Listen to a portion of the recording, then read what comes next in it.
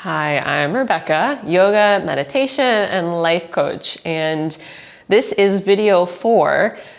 The first couple videos I talked about how you matter most and how you have a body but you're not your body, and you have a mind and thoughts but you aren't those things either, and invited you to also get a little more intrigued by then who are you if you aren't those things. And you've probably heard about your soul and your spirit and who you really are, and you might also wonder, well, how do I even know that? Like, yes, I get it, I hear it, but what does that mean and how do I tune into that part of myself? So while in the physical body video, I talked more about why it's important to keep this thing healthy, it's because you are housed within it. And there's a phrase in yoga, or a belief in yoga, of that there's this little tiny spark within you, even if it's the size of a pinhead, it never ever goes out. So even on the days when you feel your lowest, when your mindset feels its lowest, when your body feels the most sluggish, whatever, there's still this little tiny spark inside of you that will never go out. And I find then in those days when I'm feeling more open, more expansive, more positive, healthier, I can imagine that fire, that flame burning a little greater, a little bigger. So through all the practices I offer, I think that that is a big part of what people experience. And I'm not here to tell you what you will experience, but from feedback I've received through the years, that is something where it's like they just feel more expansive. They literally feel more lit, more open, more alive. And so I think by tapping into that feeling, just that feeling of aliveness is a way to first feel like who you are beneath the part of your body, beneath the layer of your mind.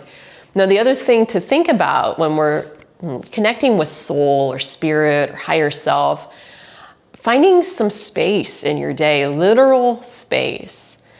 And whether this is just little pockets, for some folks, I get that it's hard to find that time, especially if you have kids or it's just a really full life that you're living. But maybe there's time in the shower for a few minutes. Maybe there's time in the car for a few minutes. It doesn't necessarily need to be, or will it be, a big chunk of like hours of open-ended time. If that's what you desire, you might find a way to create that. Getting massages for years was a really powerful place for me to do that, as long as you don't get a chatty massage therapist. And of course you can always say like, this is my time. Taking a bath. So these parts in your day, again, even if they're just little minutes, it might just be a minute where you can close the bathroom door and just be there.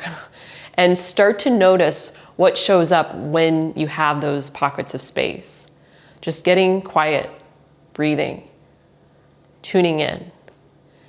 And from my experience, it may not happen right away, but it's consistency with everything. Always, consistency really is key when you're looking to make change, and even consistency in slowing down, consistency in creating space, consistency in practicing listening to the quiet.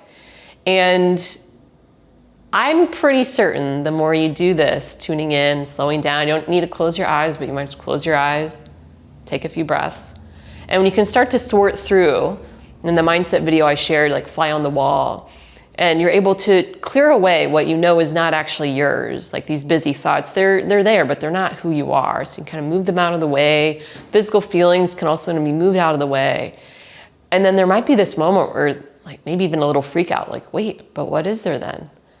Like you're getting there. So then you breathe a little more and just practice going in, getting quiet, going in.